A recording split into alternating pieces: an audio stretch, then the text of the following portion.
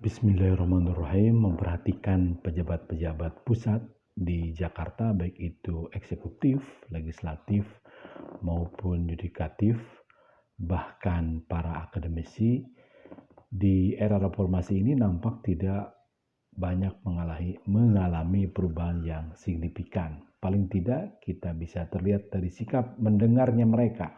Mereka lebih ingin didengarkan daripada ingin mendengarkan ketika datang ke daerah. Tapi sebelum itu kita biasakan untuk baca Astaghfirullahaladzim wa atubu ilaih. Astaghfirullahaladzim wa atubu ilaih. Astaghfirullahaladzim wa atubu ilaih.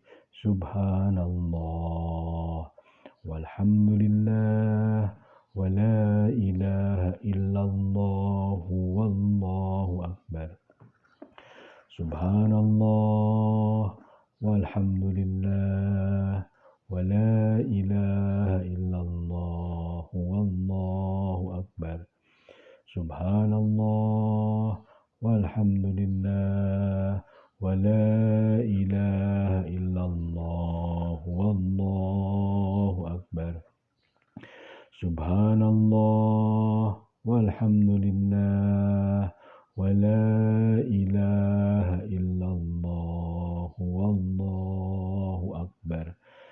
Subhanallah walhamdulillah wa la ilaha illallah wallahu akbar. Ingat, biasakan bukan sedang mengucapkan, tapi sedang mengakui, sedang berkomunikasi dengan Allah, sedang betul-betul memahami, lalu meresapi, lalu melakukan makna-makna dari zikir itu. Jadi ada pendalaman, ada proses internalisasi, ada proses menyampaikan kepada Allah Subhanahu wa Ta'ala, ada proses merasa-rasakan. Kembali kepada pejabat pusat yang sikapnya lebih banyak datang ke daerah untuk berpidato, untuk menyampaikan pesan, pendapat, kecerdasan, kepintaran, berbagai undang-undang, berbagai informasi Jakarta, berbagai kebijakan yang sudah disampaikan oleh pejabat pusat. Padahal terutama legislatif datang ke daerah itu adalah untuk menerima pesan, untuk membuat mereka itu betul-betul adalah orang dewasa. Betul-betul mereka itu bukan botol kosong.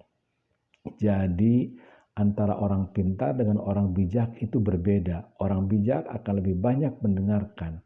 Orang pintar bisa jadi mereka profesor, doktor, tapi lebih banyak berbicara, lebih banyak menyampaikan, lebih banyak menggurui.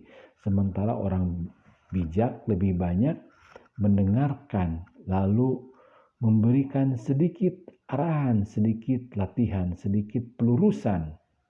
Ingat sekali lagi, dalam prinsip-prinsip pendidikan orang dewasa, mereka, masyarakat yang didatangi oleh kaum eksekutif, legislatif, yudikatif, ataupun birokrat, termasuk birokrat kampus, termasuk para guru besar, ingat, masyarakat itu bukan botol kosong. Mereka berpengetahuan, mereka mengikuti pengajian, mereka alumni pesantren, mereka berpikir, dan mereka orang dewasa, dan mereka punya nurani, mereka punya kehanipan. Itu yang mesti dikembangkan. Jadi bukan menambah botol kosong itu tadi, tapi mengembangkan pengetahuan yang ada di masyarakat, memberikan bagaimana tanggung jawab mereka itu kemudian menjadi berkembang. Orang pintar tentu mereka ingin melindungi, bukan ingin dilindungi. Orang pintar tentu ingin menghargai, bukan ingin dihargai.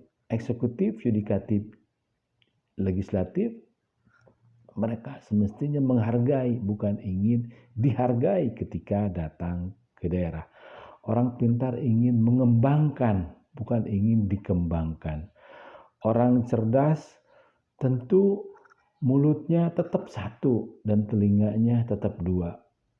Orang bijak mulutnya bukan dua, telinganya bukan satu.